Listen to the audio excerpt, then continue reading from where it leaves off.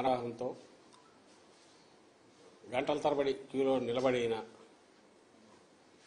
పేద వర్గాలందరూ అలాగే వైఎస్ఆర్ కాంగ్రెస్ పార్టీని అభిమానిస్తున్నారని అనుకుంటున్న వైఎస్ఆర్ కాంగ్రెస్ పార్టీ లేదా జగన్మోహన్ రెడ్డి గారు ఈ 5 ఏళ్ల పాటు ఎవరినైతే ఏ వర్గాలనైతే కాసుకున్నారో ఏ వర్గాల దీన్ని అభ్యున్నతికి పాటుపడుతూ వచ్చారో రాష్ట్ర అభివృద్ధితో పాటు వాళ్ళు ఎంత ఉత్సాహంతో పోలింగ్లో పార్టిసిపేట్ చేశారు.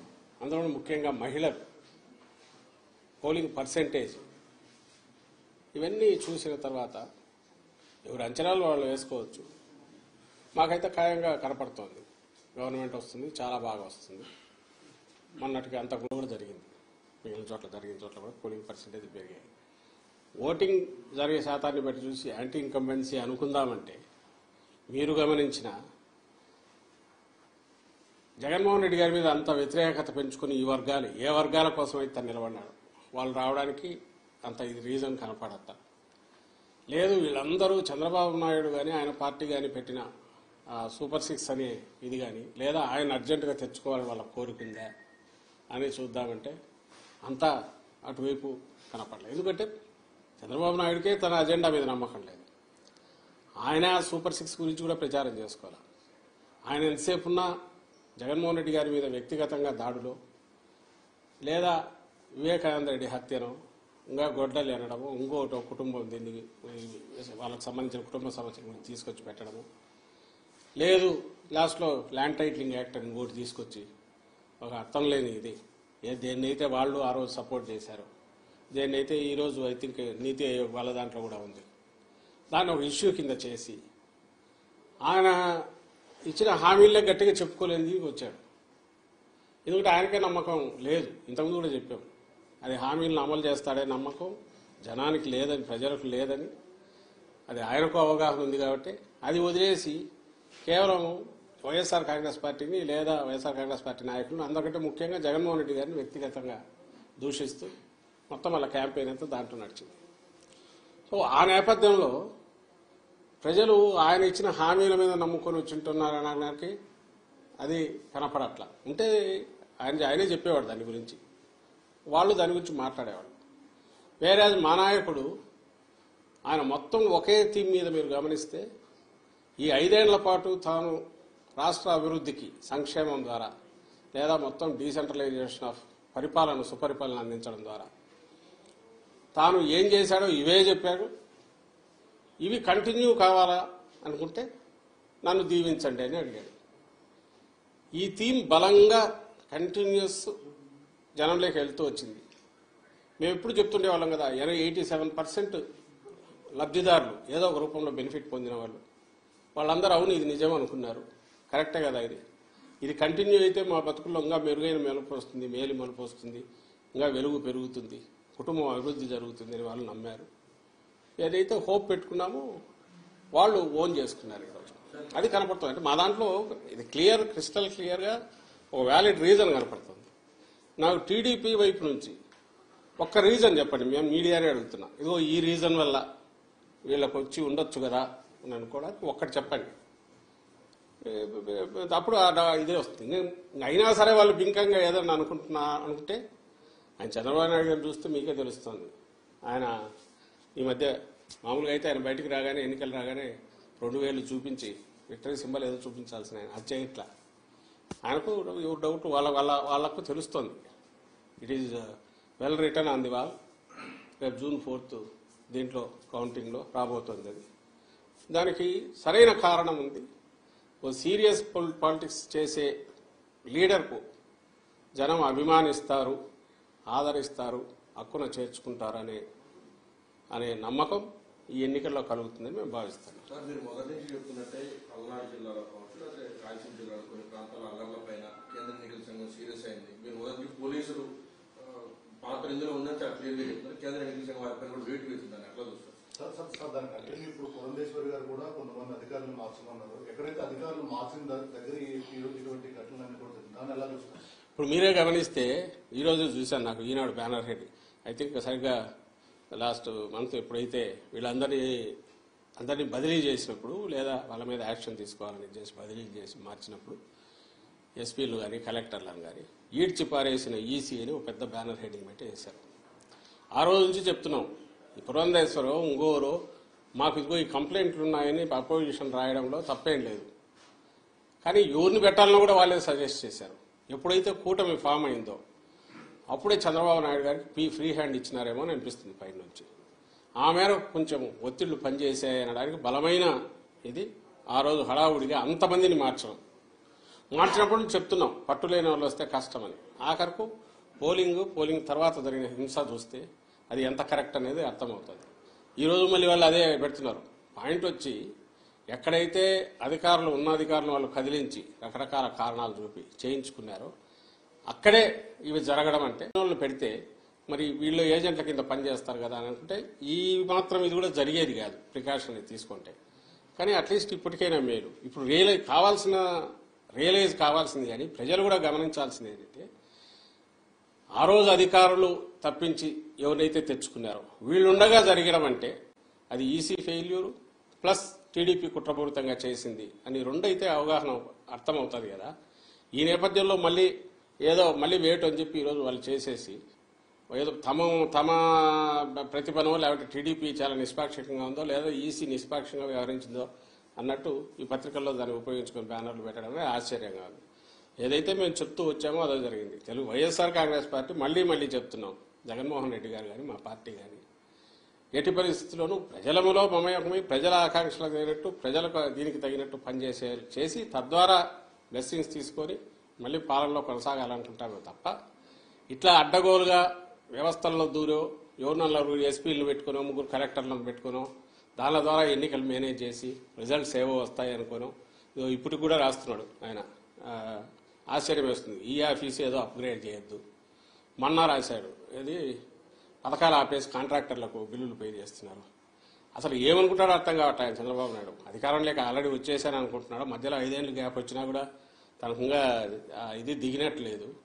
ఇది కూడా ఈ ఆఫీస్ ఏదో పంచాయతీ ఆఫీసా స్టేట్ గవర్నమెంట్ అంటే పంచాయతీ ఆఫీసు ఇంకో దగ్గర ఎక్కడ మారుమూల తెలియని దీంట్లో ఏ కనెక్టివిటీ లేని చోట ఏదైనా ఫైళ్లు తారుమారు అది అనుకోవచ్చు. ఒక గవర్నమెంట్ అనేది అది ఎవరైనా ఉండొచ్చు. రికార్డులన్నీ మాయమైపోతున్నాయి. ఈ ఆఫీస్ అప్గ్రేడ్ చేయొద్దు అంటే ఏదో ఈయన వచ్చేస్తున్న ఇంప్రెషన్ ఇస్తా స్టేట్మెంట్లు ఇవ్వడము లేదా గవర్నర్కి అందరికి లెటర్లు రాయడము. ఏమాత్రం ఆయన ధోరణి మారలేదు ఈ ఎన్నికలు అయిపోయిన తర్వాత కూడా అనేది అర్థమవుతుంది.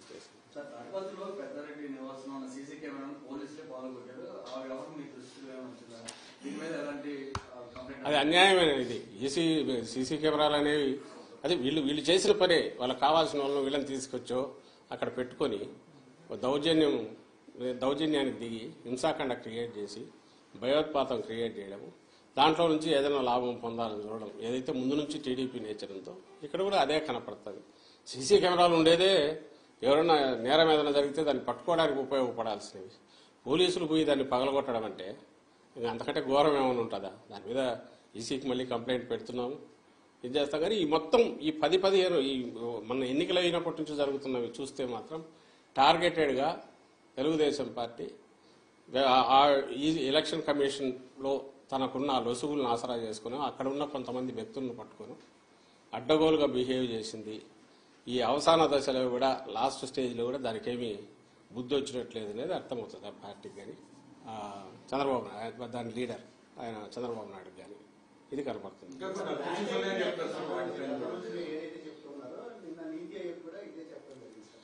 ల్యాండ్ టైటిలింగ్ యాక్ట్ గురించి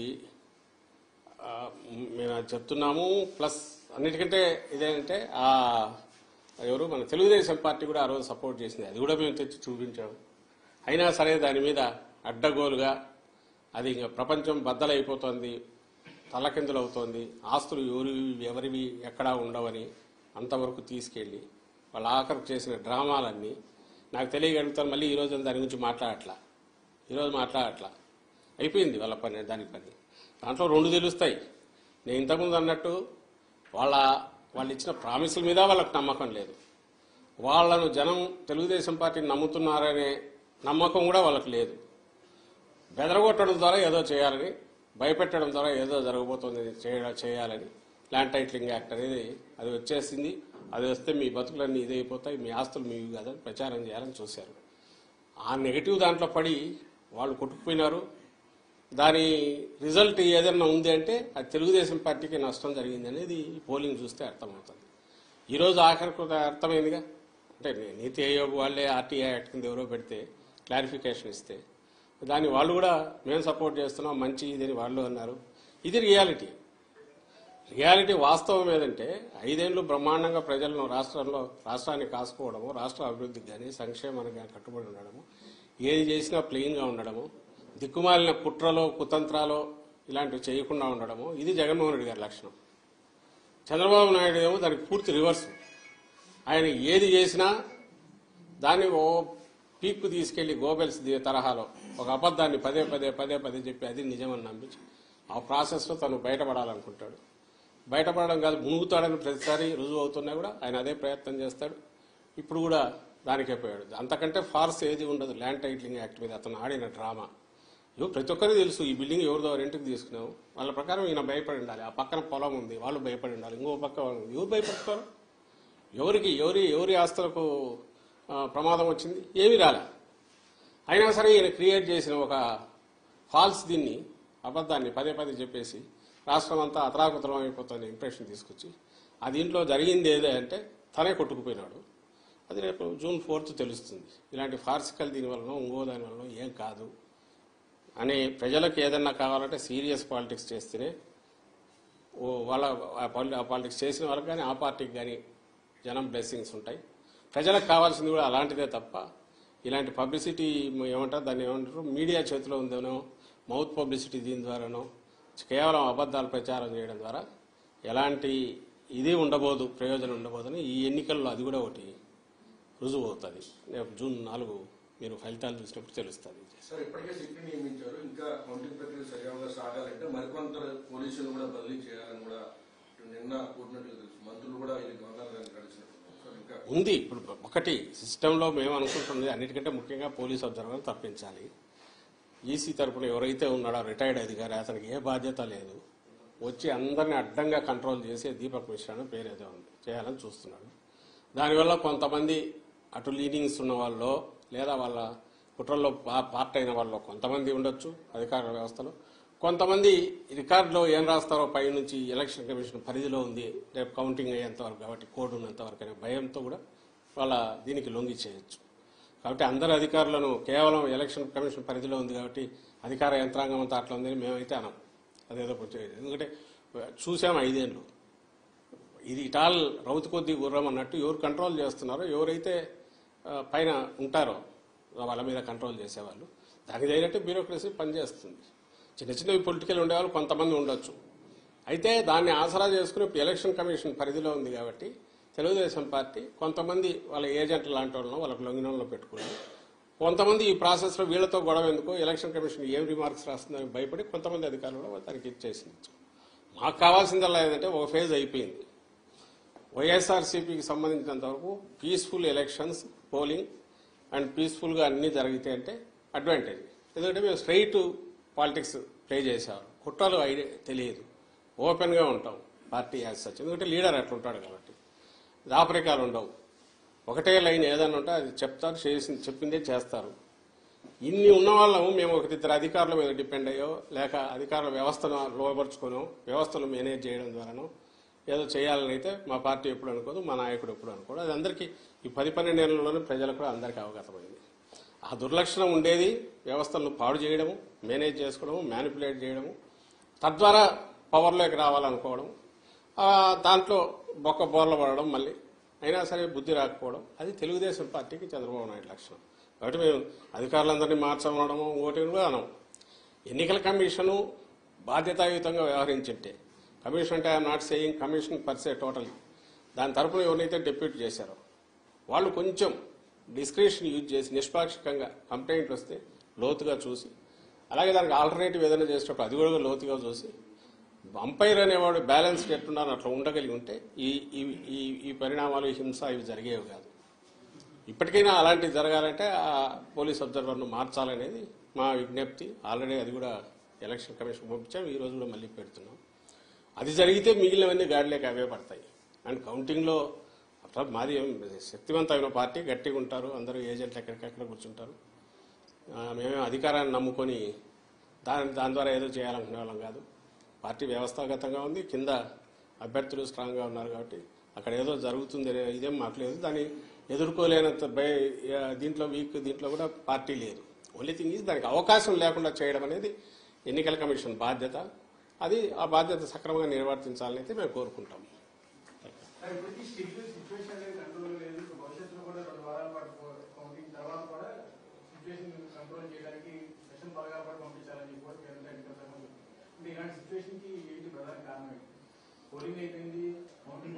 ఎప్పుడైతే ప్లేయర్స్ పక్కన అంపైర్ అనేవాడు కొంత ఒక వర్గం వైపు పోతాడో అప్పుడు ఏదైనా జరిగే అవకాశాలు లేవు. మధ్యలో ప్రజలు సఫర్ అవుతారు. ఈ హింసాకాండ జరగడమో దాంట్లో ఆ సెక్షన్ ఆఫ్ పొలిటికల్ ఫోర్సెస్ ఏవైతే ఉన్నాయో డెస్పరేట్గా ఉండి రేపు కౌంటింగ్లో వచ్చే రిజల్ట్స్ చూసి మళ్ళీ డెస్పరేట్ ఇచ్చేసే అవకాశం ఉంది. కాబట్టి భద్రంగా దాన్ని ఏమంటారు తగినన్ని బలగాలు కావాలని గవర్నమెంట్ వాళ్ళు ఫీల్ అయి పెట్టిండొచ్చు. బహుశా చీఫ్ సెక్రటరీ గారు వాళ్ళ అడ్మినిస్ట్రేషన్ వాళ్ళు చూసుకునేది. మా కోరిక కూడా అదే, ఈవెన్ ప్లే గ్రౌండ్ క్రియేట్ చేయాలా. మేము లేము అధికారంలో, ఇప్పుడు అధికారంలో లేమంటే టెక్నికల్లీ ఉండొచ్చు కానీ బట్ ప్రాక్టికలీ ఏసీ పరిధిలో పనిచేస్తుంది. కాబట్టి మేము ఫర్వెంట్ రిక్వెస్ట్ అండ్ ఖచ్చితమైన డిమాండ్ ఏంటంటే ఎలక్షన్ కమిషన్ ఆబ్జెక్టివ్గా పనిచేసి ఒక సెక్షన్కు మాత్రమే కొమ్ముకు వస్తున్నా, ఒక రాజకీయ శక్తి కంటే టీడీపీ ఆ కూటమి కొమ్ము కాస్తున్నా ఎన్నికల కమిషన్ వర్గాలు కానీ అధికారులు కానీ ఎవరు అంటే వాళ్ళను పక్కన పెడితే everything will fall in line, set right అవుతుంది. మా వరకు మేమైతే ఎన్నికల కమిషన్ చేతిలోకి అధికారం పోయిన తర్వాత దాంట్లో వేలు పెట్టాలని కానీ దాని ఏదో అడ్డదారుల్లో వాడుకోవాలని కానీ ఎప్పుడు అనుకోవట్లేదు. గతంలో అనుకోలే, ఇప్పుడు అనుకోవట్లా. కాబట్టి మాకు నిష్పాక్షికంగా ఉండే ఎన్నికల కమిషన్ ప్రతినిధులు ఇక్కడ ఉంటే everything will fall in line, అంతా బాగానే జరుగుతుంది. అప్పుడు అవసరం ఉండకపోవచ్చు. ప్రికాషనరీ దీని కింద ఫోర్సెస్ ఉండాలని వాళ్ళు అనుకోవచ్చు. మన జరిగిన దాన్ని బట్టి నేనైతే అవసరం ఉంటుందని అనుకోవట్లా. ఏది నిష్పాక్షికంగా ఎన్నికల సంఘం వ్యవహరిస్తే అవసరం వస్తుంది అయితే అనుకోవట్లేదు.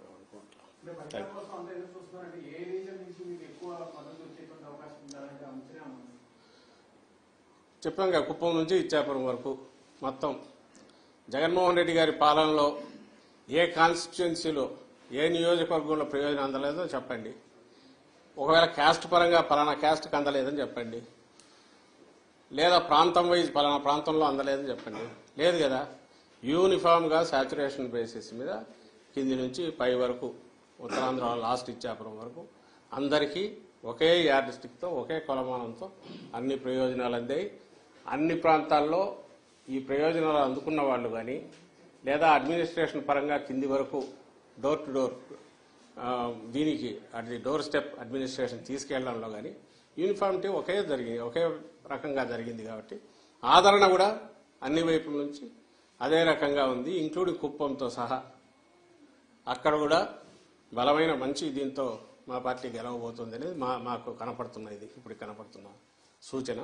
మిగిలిన చోట్ల కూడా అట్లే ఉంటుంది. ఎక్కడైతే లోకల్ కారణాల వలన సరిగా ఎలక్షనీరింగ్ సరిగా ఇది కాక చేసుకోలేకను అభ్యర్థులు దీంతో రకరకాల కారణాలతో చిన్నవి అంటే అక్కడక్కడ ఉండొచ్చు. కానీ ఓవరాల్గా అయితే సేమ్ యూనిఫామ్ ఇది జగన్మోహన్ రెడ్డి గారి ఓటు ఏదైతే ఉందో, వైఎస్ఆర్సీపీ స్ట్రాంగ్ ఓటు ఏదైతే ఉందో, మా పార్టీ హామీలన్నీ నిలబెట్టుకోవడము లేదా అంతకంటే మెరుగ్గా జీవన ప్రమాణాలను పెంచడము అని అలాగే సుపరిపాలన అందించడం, ఈ ప్రాతిపదిక మీద చూస్తే ఆ బేస్ ఏదైతే స్ట్రాంగ్ ఇది ఉందో అది ఓవర్వెల్మింగ్గా వెల్లువలాగా ఓట్ల రూపంలో ప్రో ఇన్కంబెంట్ ఓట్ల రూపంలో వచ్చిందని మేము భావిస్తున్నాం.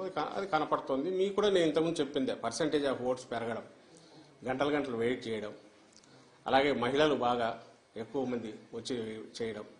వేరే ఊరు నుంచి ఎవరెవరు వచ్చేస్తున్నారు, ఎవరు వస్తారో బస్సుల్లో వచ్చే వాళ్ళంతా ప్రయోజనాలు పొందిన వాళ్ళు, పథకాలు తీసుకున్న వాళ్ళు, బెనిఫిషియరీస్, వాళ్ళ కుటుంబాల్లో పిల్లలు మంచి చదువులు చదువుతున్నందువల్ల, లేదంటే వాళ్ళ తల్లికి తండ్రికో పెన్షన్ నెల ఫస్ట్ కంతా జగన్మోహన్ రెడ్డి గారి పుణ్యం, ఇది పుణ్యమాని ఈ గవర్నమెంట్ మా వైఎస్ఆర్సీపీ ప్రభుత్వం పుణ్యమాని వాలంటీర్ తీసుకెళ్లి ఇవ్వడము. అంటే ప్రతి వాళ్లకు ఒక జగనన్న ఉన్నాడు, ఈ ప్రభుత్వం ఆడింది, మాకేం పర్లేదు, మేము ఎక్కడైనా పోయినా పని చేసుకున్నా అని చెప్పి దూర ప్రాంతాలకు పోయిన వాళ్ళు మెరుగైన వేతనాల కోసం దీనికోసం వాళ్ళందరూ కూడా ఇటు అదే పనిగా రావడం, అదంతా మీ మీడియాలో వచ్చినవే, ఓవర్వెల్మింగ్గా బయట నుంచి వచ్చారని అక్కడి నుంచి వచ్చి. ఇవన్నీ కూడా రెండే కారణాలు ఉండాలి. ఒకటి, కొనసాగుతున్న పథకాలు ఇవి రావాలి, ఇవి వస్తే సేఫ్ మా బతుకులు బాగుంటాయి, సేఫ్గా ఉంటుంది అనుకోని ఉండాలి.